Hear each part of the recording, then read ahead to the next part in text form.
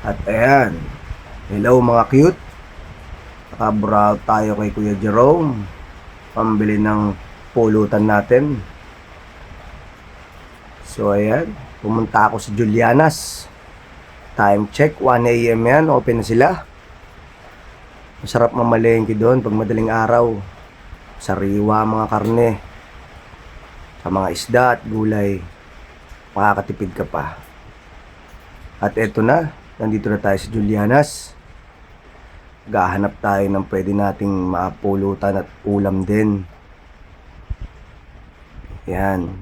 So, ang nakita ko itong mga laman loob ng baka. Pero iwas tayo medyo sa kolesterol. So, baga lang ang titirahin natin. Baga ng baka. Ayan, pinaplastic na. So ayan, ilinis natin at pakukulan na. Palalambutin natin. Pakukulan natin yan.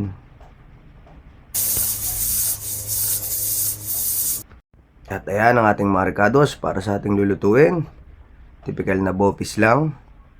At syempre, nya! Si cute! At ito ulit, ang baga. Iwain natin. Dalawang klase ng cut. Ayan. Yung isang hiwa, pino lang, pang bopis lang na typical. Yung pang ulam natin sa araw-araw. Ayan. Nagawa ko na po. Nilagyan ko lang ng toyo yan. Tsaka at sweaty oil. Tapos suka. Tinimplahan lang natin. Normal na bopis lang yan. Pero masarap yung pampulutan tsaka ulam. At eto na. So eto, kakain tayo ng pusa. De, fake news lang. Baka po yan. So ayan, tikman natin. Titikman natin para magaya natin yung lasa. So medyo delikado to sa kalusugan Lalo kapag yung 7 stick yung nakain mo.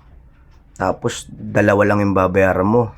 Delikado talaga yun, baka masaksak ka ng tindero. So ito na, gayahin na natin. Yan. Tinimplahan ko lang yan at sweaty oil ulit, bawang sibuyas. Parang adobong matamis lang siya Tapos mamaya tutusukin natin yan. Tutuhog natin.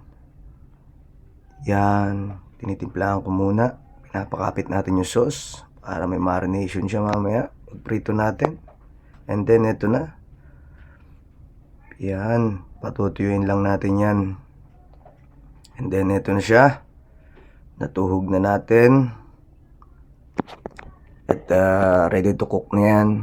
At uhaw na ako, gusto ko na mag-inom. So ito na nga yan. Piprito natin. Huwag masyadong malakas ang apoy mo, overcook siya para medyo malambot pa rin. Kung makikita nyo, hindi ko siya nilagyan ng food color Medyo ayoko kasi nun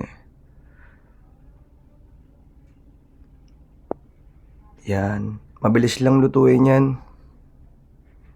Try nyo sa mga bahay nyo, may enjoy nyo yan. Para medyo masigurado nyo malinis yung kinakain nyo kaysa kain kayo ng kain sa kalsada. Pero masarap din naman talaga yung pag sa streets nyo kinakain. Sa mga masiselan lang.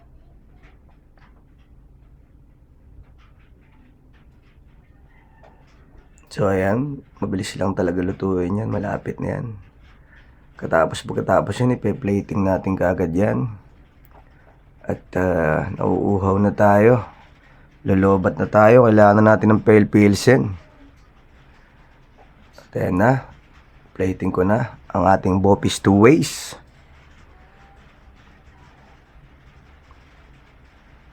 Yan. Spicy yan. Ito na yung ating bopis na gala. Sa totoo lang, kuwang-kuha natin yung lasa at itsura niyan Yung kulay lang, hindi talaga. Pati yung suka, kuwang-kuha natin yan. Ayoko lang talaga na may food color. So, eto na guys. Inuman na mga cute. Sana na-enjoy nyo ang video. Ciao!